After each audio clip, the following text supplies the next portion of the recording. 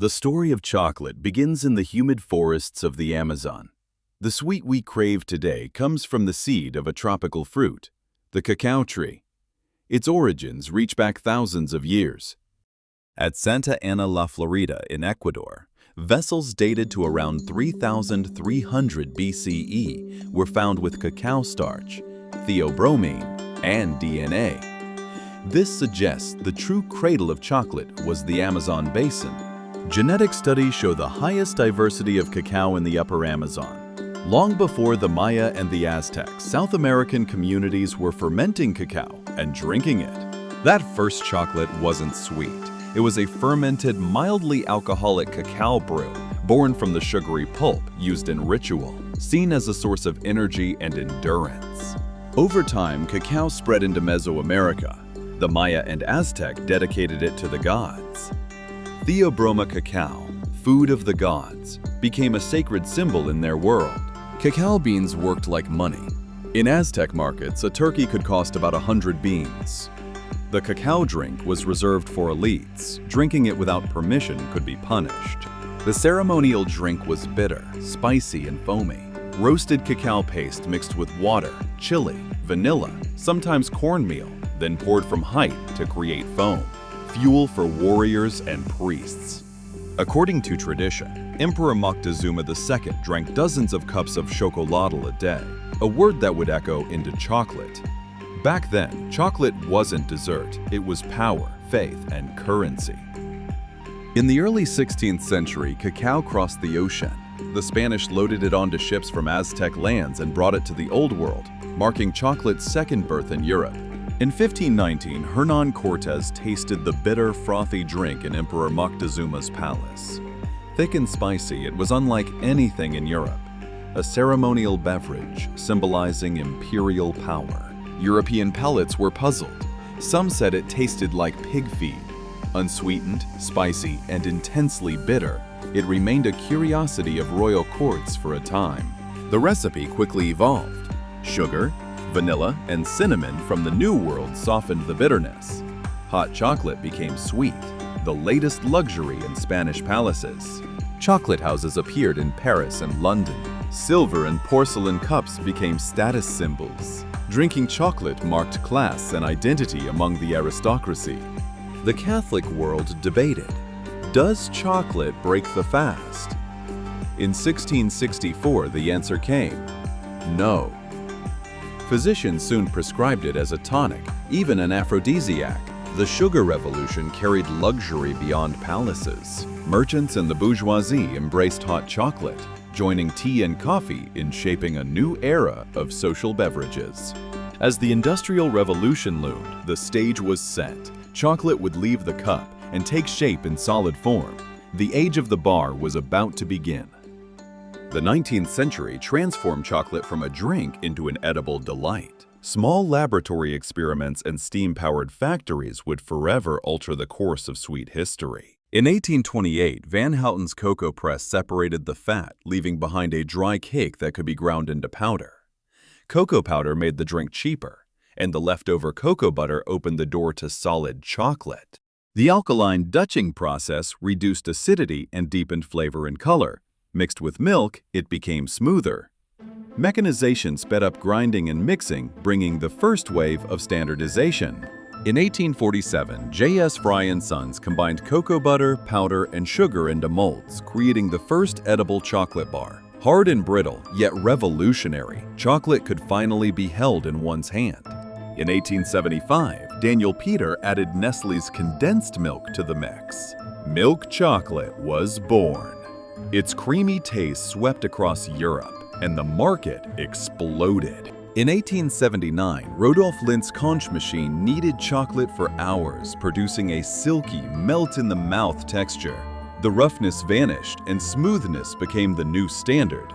As demand soared, supply shifted to the colonies. Plantations spread across West Africa and Asia. Institutions like Kew Gardens sent seedlings. Soon Ghana and Côte d'Ivoire became the new cacao heartlands. By the 1900s, the great brands had arrived. Cadbury, Nestlé, Lindt, Tobler. Factories democratized chocolate. turning it from a royal drink into a treat for everyone. The bar on your shelf is the final stop in a vast supply chain that begins along the equator. Chocolate's heart beats in humid, shaded tropics. Its journey stretches across continents. Most of the world's cacao grows in West Africa. Côte d'Ivoire and Ghana produce over half of all cocoa beans. The climate is ideal, and labor-intensive farming still relies largely on human hands. The imbalance is stark: consumption in the north, production in the south. While Europe and North America devour chocolate bars, many farmers in producing countries can't afford their own product. Cacao is now traded on global commodity exchanges. Its price fluctuates on screens. Once Aztec currency, it has become a financial asset, ruled by contracts and speculation. Power in the chain is concentrated.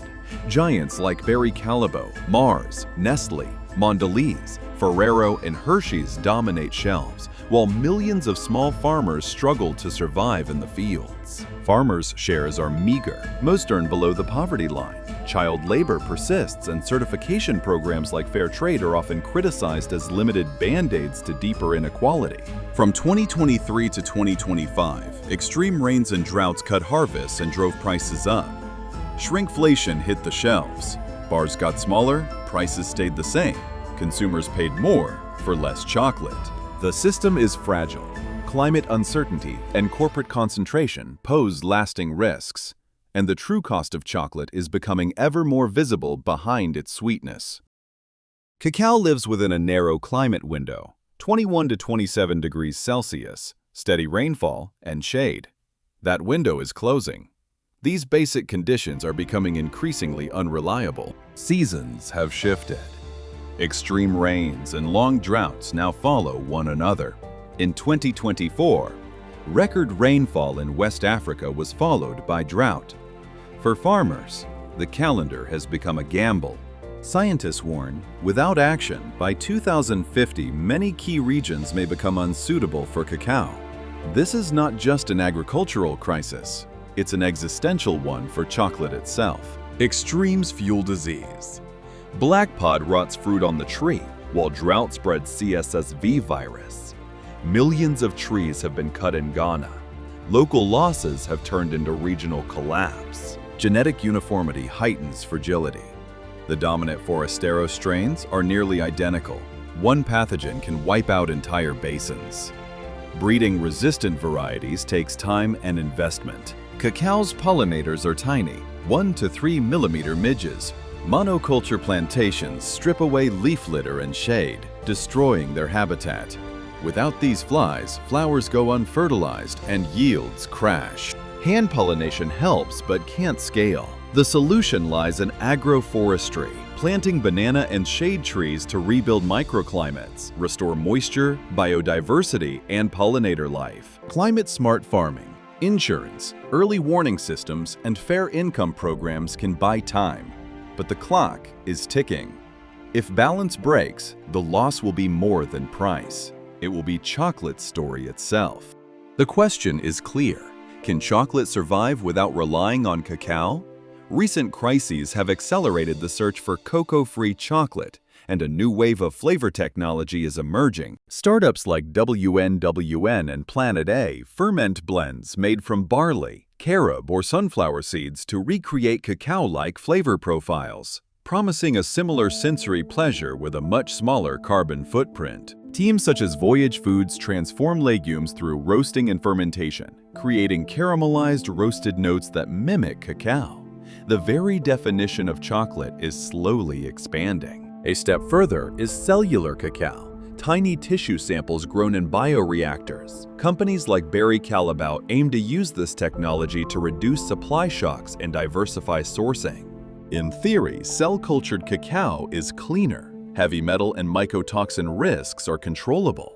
If standardized flavor production succeeds, it could also stabilize quality fluctuations. On the policy front, living income premiums and local processing goals are gaining ground. By exporting finished chocolate instead of raw beans, producing countries can retain more value and resilience. Consumers are divided. Traditionalists loyal to real cacao versus innovators open to ethical, sustainable alternatives. The likely future? Two worlds, two chocolate philosophies, sharing the same shelf. By 2050, the taste may not change much, but the story will. A traceable, fair, tech-driven chocolate era is dawning. Chocolate won't disappear. It will survive by changing its form.